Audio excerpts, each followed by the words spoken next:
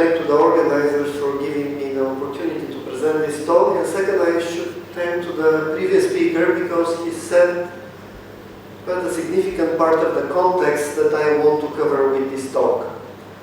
So this is a very simple chemical system, oily drops, with a single component that can help them to do quite a lot of different activities.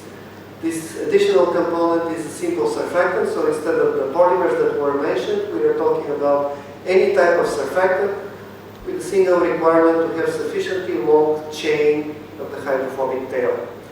And what we found in the last years is that these droplets can perform quite a different types of activities, harnessing energy from the temperature variations within 5 to 10 degrees Celsius around the melting point of the oil droplet content.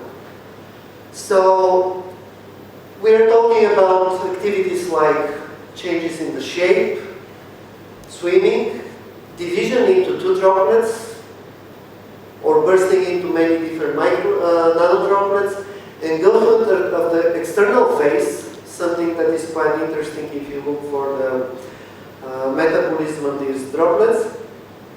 And at the end, I'll use these specific activities, specific systems, to ask a more general question that was touched in the previous talk, but I'll try to formulate it in a slightly different way. And because I'm coming from a different community, physical chemistry, there will be no any single chemical reaction in this talk. I'll use the first several slides to put the context as we see it when we discuss this type of studies in the origin of life. So we'll start with the biological definition of life.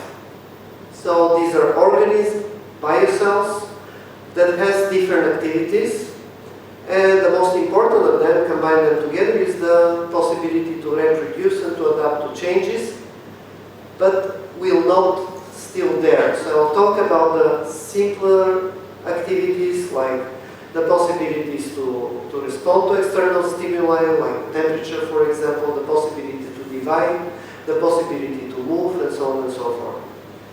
So as you know, the first analysis that was done carefully of how the origin of life could come was based on the analysis of the genes coming back to our first common ancestor. And all of us know that it is extremely complex as chemistry. So in some way it turned out to be a dead end of understanding how the origin of life came. So we have a number of different genes that tell us quite a lot about the environment, the activities, but they don't tell us how this all started. Furthermore, it is even clear now in these days that we have so huge complexity that there is also a question whether this happened on Earth or it happened elsewhere. I'm not going in this discussion today, but it is related in the fact that whatever is the environment, you should start with some very simple chemistry that is very, very far away from the chemistry of Luca. And that's why the other way that we discuss quite a lot in these days is how we can start from simple molecules, combine them together, produce also polymers that are needed for this life, combine them with something that we call protobiont or protocell, and there are a number of hypotheses about this. Some people, most of the people I think, favor the vesicles. Oparin and the other people after him, scientists, favored the formation of coacervates. Other people actually suggested that this could be oil droplets. This is not original idea coming from us. At least 10 years ago, Alexei Sharov, among other people, was promoting this idea very actively in his coenzyme world model of the origin of life, where he suggested that it could start with oily droplet and the main reactions that occurred on the surface of this droplet, and then gradually this oily droplet may transform into something that is more similar to the vesicles that we know today. And of course, we should combine this idea with the synthesis of information polymers, RNA, DNA, and should add some mechanism of reproduction adaptation. So far so good. The problem is that we really don't know how to relate this concepts of the synthesis of molecules and so on and so forth to look at, because there's a huge gap over there.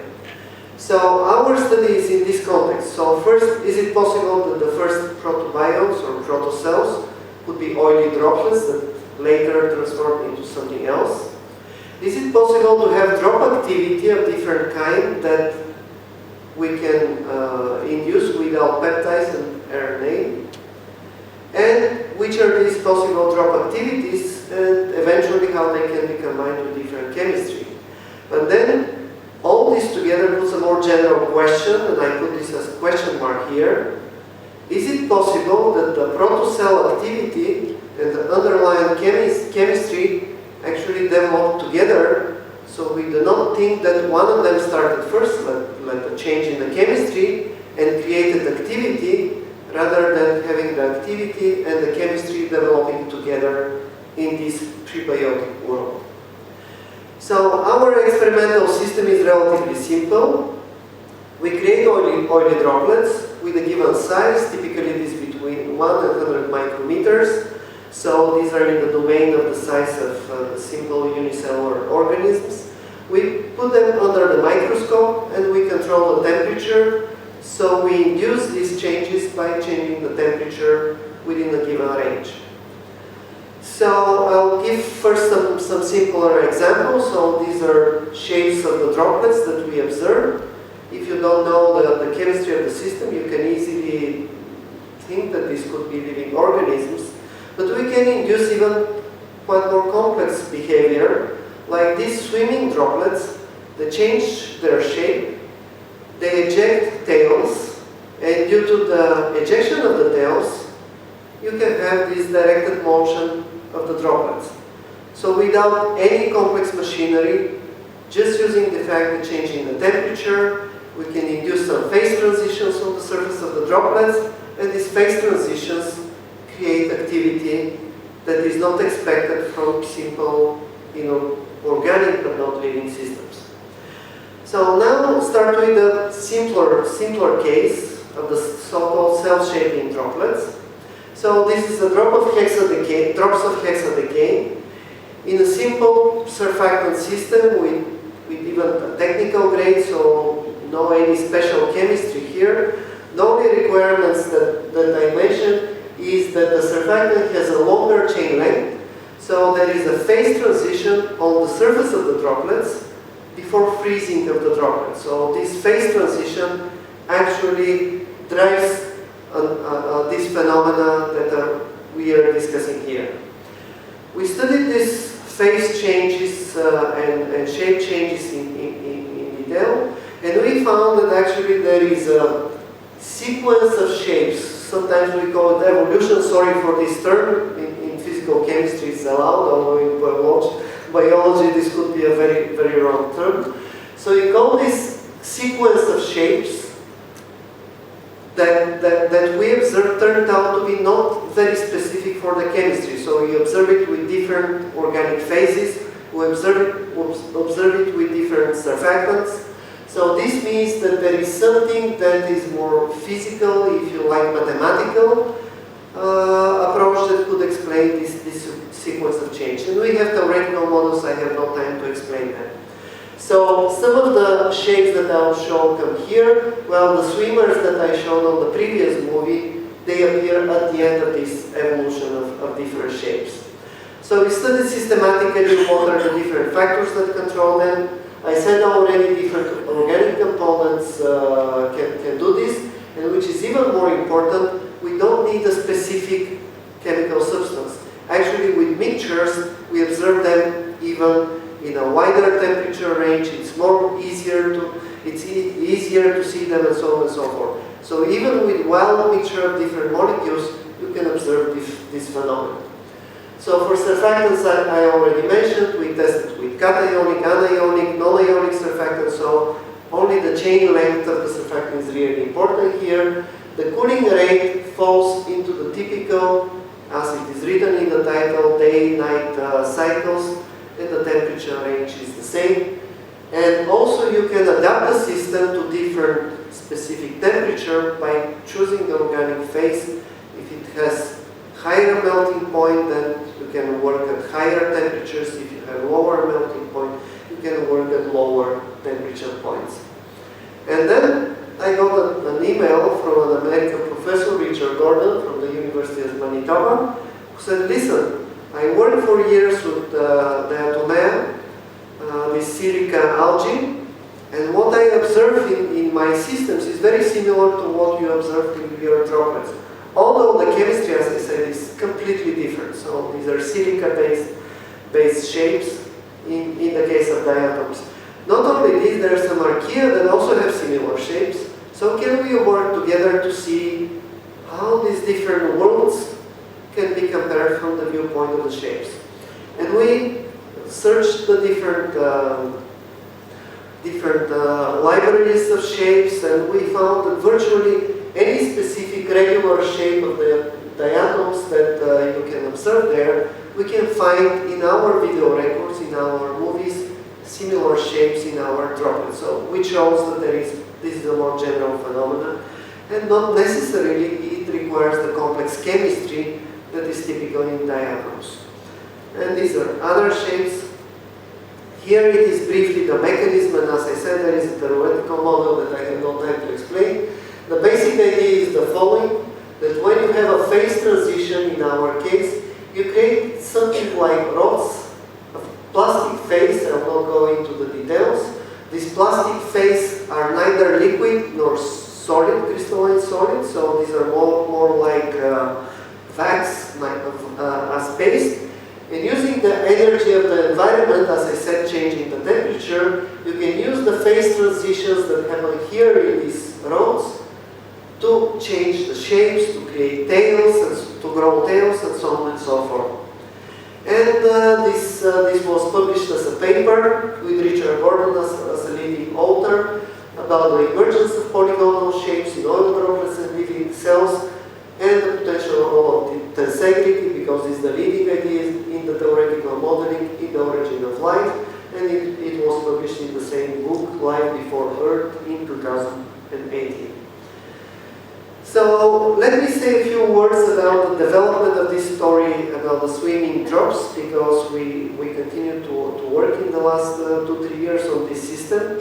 As I already explained, we need just some type of organic droplet, surfactant molecules with sufficiently long tails of the surfactant molecules, and water.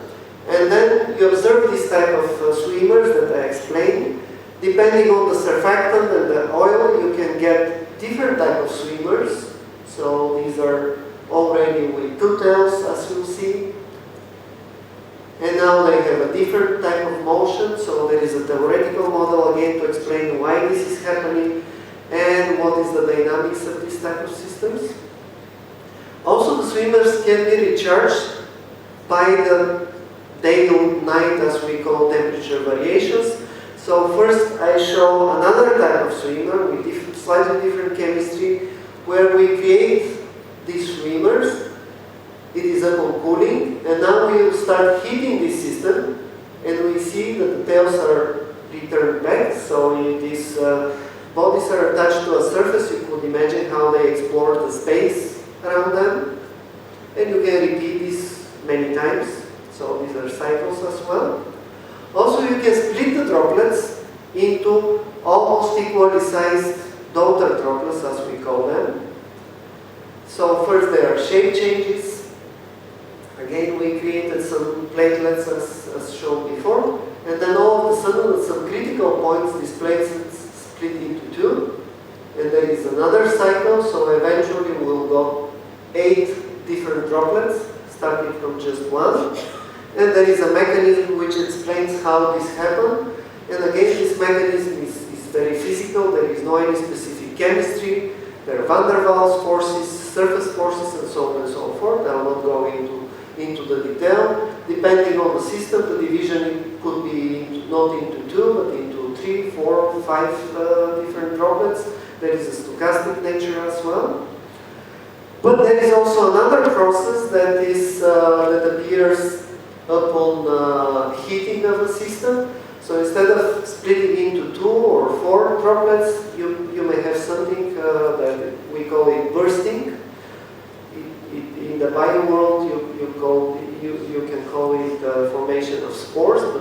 any nucleic acids, without any information. So we'll see how each of these droplets will burst into millions of smaller droplets that will actually disappear from the view because the optical microscope cannot see them.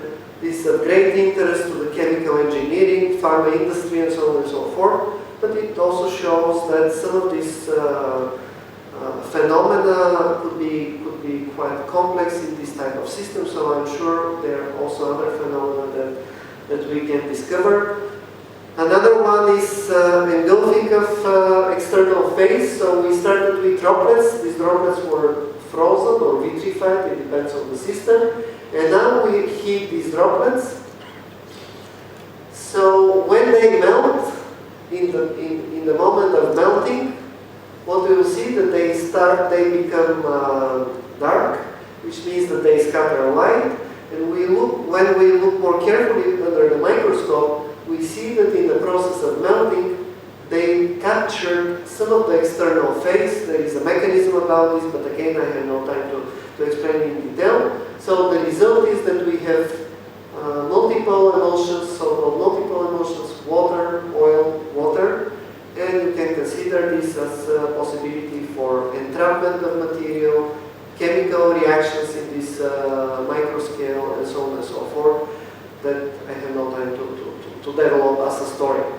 So coming to the conclusions, with these experiments, I'm sure I have convinced you that with this simple chemistry, we may have different type of activities, but as I said, for me, the more general question, and this is building up on the previous presentation, is that this protobiont activity or protocell activities and the underlying chemistry, for me, most probably developed in parallel, because it's difficult to imagine that just by random chemistry exploration of the space, you created the activities. It is much more probable that they were developing together, so the chemistry was developing in a way to support an activity of these protocells, whatever they have been as a chemistry. They could be droplets, quacervates, vesicles, and so on and so forth. And this was published in maybe close to 20 papers already. These are some of the main papers that we present, the main phenomena and some of the systematic studies.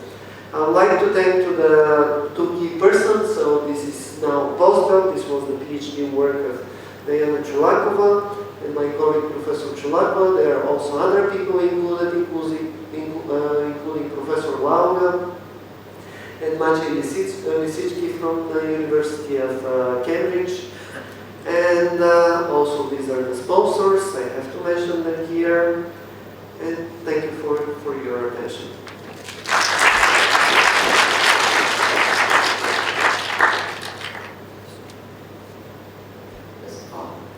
Thank you so much. Amazing soft matter physics. Have you tried to encapsulate whatever biomolecules in those systems, DNA, RNA, so that you start coupling what you see eventually to biological systems? Yes, this is the idea. You pointed out very precise. This started as a soft matter physics or colloid science physics investigation, and then it turned out that it has dimensions that we had not imagined.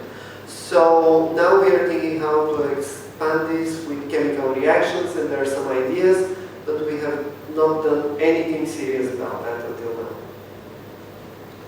So that's why I'm very happy to be here today, because in some way I feel as Alice in the Wonder World, you have this beautiful chemistry that can be combined with this type of phenomenon. Patrick Timov here from Sofia University. Great talk, and thank you very much for that. I was wondering, have you measured the surface pressure of these droplets, and have you tried to compare it to surface pressure in cell membranes in the moment of replication, so in the moment of the divisions that clearly has been generated? Yeah. Thank you. This is a great question from the viewpoint of physical chemistry. I have to mention there is a group in Potsdam, in Germany, which is looking for trying to observe and to create similar phenomena with vesicles, like shape changes and division and so on and so forth. There is a Bulgarian scientist involved there, so she would be a great contribution also in this community. And there is one very important physical difference between vesicles and droplets. This is that in vesicles, the driving force for such type of shape changes could be the osmotic pressure, which is the difference in the salt concentration inside and outside the vesicles. Here we don't have this opportunity because these are droplets, so these are quite a different chemistry, and we always have this capillary pressure that is trying to keep the shape of the droplet spherical. So from the viewpoint of interfacial science, these phenomena were entirely unexpected, unbelievable. That's why we have these papers in Nature Physics and so on and so forth, because qualitatively this is different from the vesicle world.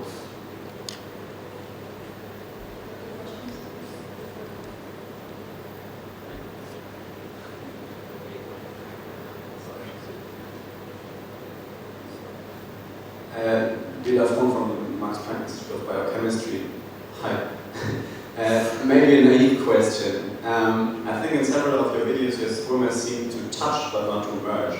But merging might be interesting for exchange of information and so on, especially when you have encapsulated like the water, but maybe some other molecules. So is this something you observe or you want to go into? Or? Yes, for sure. So there are two big directions to continue this study. One of them is to continue with searching, looking for new types of activities. I'm sure that there are other types of activities, like hibernation, for example, that we can induce even today. Merging is another one, growth is another one. So there is a lot of things that can be done in this direction, including the combination of activities. Because until now we try to make as simple as possible, as beautiful as possible, if you like, but this simplifies the system, so there are a lot of opportunities to combine them together, of course at the expense of more complex chemistry. And the other big avenue, this is the combination of chemistry, RNA, coenzyme world, and so on and so forth. So I do believe this is a big opening of new opportunities for studies in this area. That was absolutely amazing work, but I'm not sure your analogy with the diatom, well, it's an analogy, it's not homology, because there's probably no shape you could draw that you couldn't find a protist that fits the shape. But my more serious question was, yeah, I mean, I immediately thought of diatoms too, but they didn't even arise till the dinosaurs. The question, or really the comment is, you tried the day-night, the heating and cooling. It would be fantastic if you also tried motion, to simulate waves, because I bet you're going to get a lot there. Light cycles, other sorts of physical cycles that can force these systems. And it's just a fabulous system. So I was wondering if you thought it was for you to move that direction. Yeah, I totally agree. So again, this is another avenue for studying the changes in the environment beside the temperature variations. So maybe these beautiful movies are a little bit misleading. The experiment is not that simple to do it.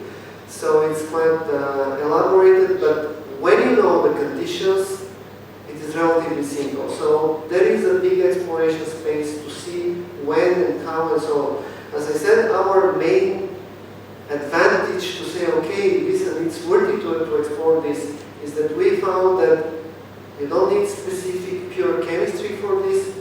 Messier systems are doing this even better than the pure system, which gives a chance that this would work. Just to say something about the analogy, as I said, behind all of these phenomena, we have theoretical models. I have no time to explain them. Some of them were developed with the group of Professor Goldstein, again from Cambridge. So the idea of these models is very simple, and that's why we think that it's It's not just visual appearance. It is. I show this analogy to say that the chemistry is not that important as we think. There are physical phenomena that can lead to these shapes, swimming, and so on and so forth. And for me, this is the basis for the bolder statement that the chemistry can come together with the activity. So even in some cases later than the activities, rather than preceding the activities. For me, this is a very important idea to discuss. So in this case, just to illustrate how it works, the basic idea is the following. What we need is just to have an energy of the edges of the structure that is lower than the energy of the faces. And then it turns out that if the energy of the edges is lower than the faces, for the word, the planar planes, then what happens is that there is an energy force, energy source that drives the shape changes, and the chemistry is not important at all. And there could be different chemistry that gives lower energy of the edges of these shapes. So this was developed as a beautiful mathematical model, I would say, by Pierre Haas and Professor Goldstein, and we compared with our experiments. And this model succeeded to predict the evolution of the shapes that we have already observed. So there is a lot of other things that I have not time to explain today. But the spines usually in diatoms are for flotation or for antipredation. But anyway, totally different. So were there other questions? If not, I would say that I'm hopefully not the only one who's found this incredibly refreshing that we are almost halfway through the last day of the conference, and we clearly have come so much further than just a whole RNA world conception of the origin of life. So thank you very much again, and all the speakers from this morning, and we get a break now. Back in